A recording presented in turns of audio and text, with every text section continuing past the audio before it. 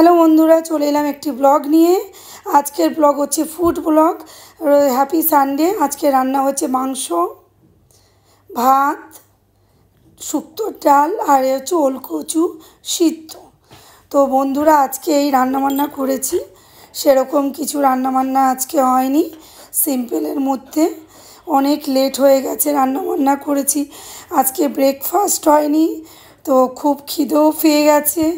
আমার মাম্মান ডগিকে খাইয়ে ছেলে বলল আমি স্নান করবো না মা, আগে খেতে দাও। আজকে যেহেতু প্রত্যেক রবিবারে আমি লুচি তরকারি রান্না করি, আজকে লুচি তরকারি হয়নি, তো খেতে বসে পড়লাম। স্নান পরে করব। তো বন্ধুরা, কচু দিয়ে ভাত খাচ্ছি আর মনে মনে ভাবছি যে ওয়েট কমাবো কি ওয়েট কমাবো? খাওয়া দাওয়ায় রোগ ঢোক নেই, অল্প খাওয়া দাওয়া করতে পারি না, খেয়ে ফেলি অনেক বেশি। দেখতেই পাচ্ছেন আমাকে, আমি যথেষ্ট হেলদি। তো বন্ধুরা,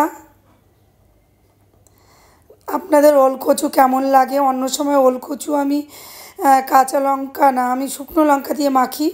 হঠাৎ করে কাঁচা লঙ্কার একটা হিচকি মতো লাগলো গলাতে, জলটাও সামনে ছিল না, কিন্তু দারুণ হয়েছে ওলকচুটা সিদ্ধ, মানে চুল করছে না, খেতে দারুণ টেস্ট।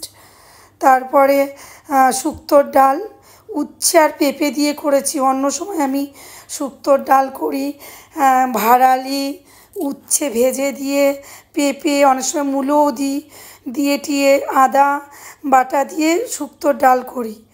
যাই হোক, যখন যেরকম থাকে সেরকমভাবে করি। আপনারা আমার মতন উচ্ছে পেঁপে দিয়ে ডাল রান্না করেন? দেখতেই পাচ্ছেন আমি করছি।